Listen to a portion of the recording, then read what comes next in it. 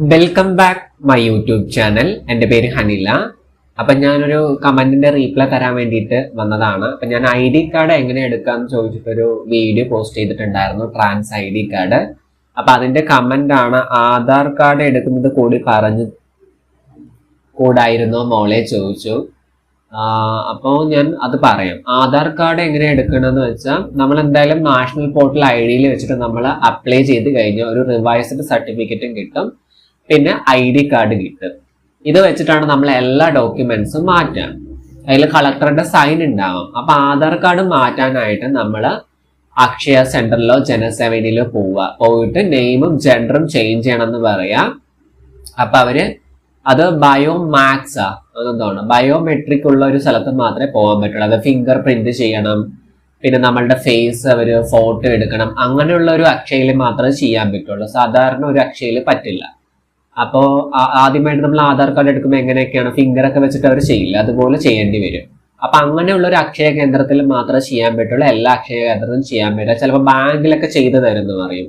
ബാങ്കിൽ ഞാൻ പോയ സമയത്ത് ഇതുപോലെ ഞാൻ കുറേ വെയിറ്റ് ചെയ്തിട്ട് അവര് പറഞ്ഞു 2 മണിക്കൂർ വെയിറ്റ് ചെയ്യണമെന്ന് പറഞ്ഞു. ചെയ്യുന്ന ആള് സെക്യൂരിറ്റി പറഞ്ഞു 2 മണിക്കൂർ കഴിഞ്ഞ് വന്നാൽ മതി എന്ന് പറഞ്ഞു.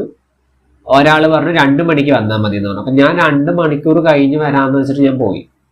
അപ്പോഴേക്കും 3 മണിയായി. അപ്പൊ ഇവര് ഒരാൾ പറഞ്ഞത് 2 മണിക്ക് വന്നാൽ മതി എന്ന്, ഒരാൾ പറഞ്ഞു 2 മണിക്കൂർ കഴിഞ്ഞ് വന്നാൽ മതി എന്ന്. അപ്പൊ ഞാൻ പറഞ്ഞു, ഇവര് എൻ്റെ അടുത്ത് അങ്ങനെ പറഞ്ഞുകൊണ്ടാണ് ഞാൻ 2 മണിക്കൂർ കഴിഞ്ഞ് വന്നിട്ട് ഞാൻ അവിടെ വഴക്കിട്ടു. കാരണം കുറേ നേരം വെയിറ്റ് ചെയ്തു, എന്നിട്ട് അവര് പോവാൻ പറഞ്ഞിട്ടാണ് ഞാൻ പോയത്. 2 മണിക്ക് അല്ലെങ്കിൽ 2 മണിക്കൂർ കഴിഞ്ഞ് വന്നാൽ മതി. അപ്പൊ അവര് പറയാം 2 മണിക്കല്ലേ വരാൻ പറഞ്ഞത്. അപ്പൊ ഇവര് 2 മണിക്കൂർ കഴിഞ്ഞ് വരണമെന്ന് പറഞ്ഞു സെക്യൂരിറ്റി. അപ്പൊ ഞാൻ വഴക്കിട്ടു. അവസാനം വഴക്കിട്ടിട്ട് എന്താണ്, അതിവിടെ ചെയ്യാൻ പറ്റില്ല എന്ന് പറഞ്ഞു. എന്താന്ന് വെച്ചാൽ അവിടെ ഈ ഒരു സംവിധാനം ഇല്ല, ബയോമെട്രിക് ആയിട്ടുള്ള സംഭവം ഇല്ല, അങ്ങനെ എന്താണ് പറഞ്ഞു. ബയോമാക്സോ ബയോമെട്രിക്കോ അങ്ങനെ എന്തോ പറഞ്ഞു. അപ്പൊ ഞാൻ കരുതി ഞാൻ ട്രാൻസ് ആയതിന്റെ പേരിലാണ് അവർ എനിക്ക് തരാത്തെന്ന് വിചാരിച്ചു. പക്ഷെ അത് ചെയ്യുന്നത് എൻ്റെ അയൽവാസി തന്നെ ആയിരുന്നു ആ ബാങ്കില്. അപ്പൊ ഞാൻ എന്താ അവർ എന്നോട് ഇങ്ങനെ ബിഹേവ് ചെയ്തു എന്നായിരുന്നു തോന്നിയത്.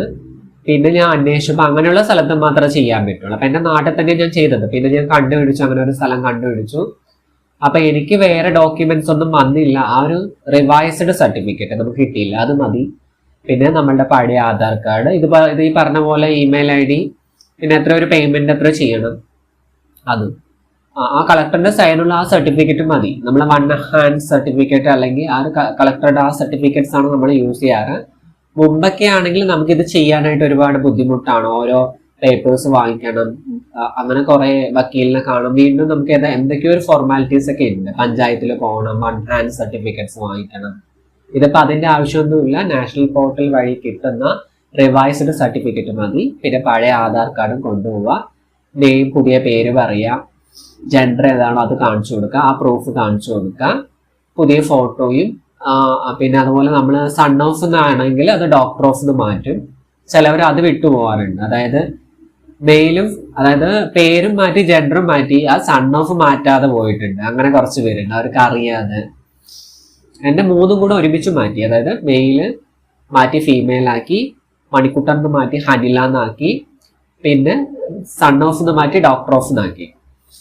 ആ 3 കൂടെ ഒരുമിച്ചാണ് ആക്കിയത്. എനിക്ക് 1 മാസം കൊണ്ട് ആധാർ കാർഡ് ഞാൻ ഡൗൺലോഡ് ചെയ്യുകയും ചെയ്തു, വീട്ടിലേക്ക് പോസ്റ്റ് വരികയും ചെയ്യും. നമുക്ക് ഡൗൺലോഡ് ചെയ്ത് കൊടുക്കാം, പോസ്റ്റ് ആയിട്ട് വരും. 2 ഒറിജിനൽ സർട്ടിഫിക്കറ്റ് തന്നെയാണ്.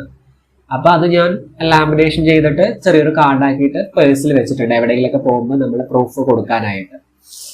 അപ്പൊ ആധാർ കാർഡ് അങ്ങനെയാണ് എടുക്കാറ്. എല്ലാ ഡോക്യുമെന്റ്സും നമ്മൾ ആ നാഷണൽ പോർട്ടൽ ID വെച്ച് കിട്ടുന്ന അത് വെച്ചിട്ട് നമുക്ക് മാറ്റാനായിട്ട് സാധിക്കും. പിന്നെ ഒരാളും കൂടെ ചോദിച്ചു, SSLC സർട്ടിഫിക്കറ്റ് ഒക്കെ മാറ്റാൻ സാധിക്കും. നമ്മളുടെ ഏത് ഡോക്യുമെന്റ്സ്, നമുക്ക് എന്തൊക്കെ ഡോക്യുമെന്റ്സ് ഉണ്ട് അതെല്ലാം നമുക്ക് ഈ ഒരു സർട്ടിഫിക്കറ്റ്സ് വെച്ച് മാറ്റാനായിട്ട് സാധിക്കും. അപ്പൊ നമ്മൾ SSLC സർട്ടിഫിക്കറ്റ് എങ്ങനെയാ മാറ്റാന്ന് ചോദിച്ചു കഴിഞ്ഞാൽ തിരുവനന്തപുരം പരീക്ഷാ ഭവനിൽ പോയിട്ടാണ് ചെയ്യേണ്ടതെന്ന് പറയുന്നു. ചിലവര് നമ്മളുടെ കളക്ടറേറ്റിൽ തന്നെ എഴുതി കൊടുത്തു കഴിഞ്ഞാൽ ചെയ്യാൻ പറ്റുമെന്ന് പറയുന്നു.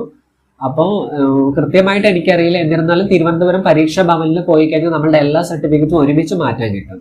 SSLC മാത്രമാണെങ്കിൽ നമ്മളുടെ കളക്ടറേറ്റ് വഴി ലെറ്റർ കൊടുത്തിട്ട് അങ്ങനെ എന്തോ മാറ്റാൻ പറ്റും തോന്നുന്നു. അത് മാറ്റാനൊക്കെ പറ്റും, മാറ്റാൻ പറ്റാത്ത ഒരു അവസ്ഥയൊന്നുമില്ല. അത് നമ്മളുടെ ഡിസ്ട്രിക്റ്റിലോ കമ്മ്യൂണിറ്റിയിലോ ഹെൽപ്പ് ലൈനിലോ വിളിച്ച് ചോദിച്ചാൽ മതി, മാറ്റാൻ പറ്റും.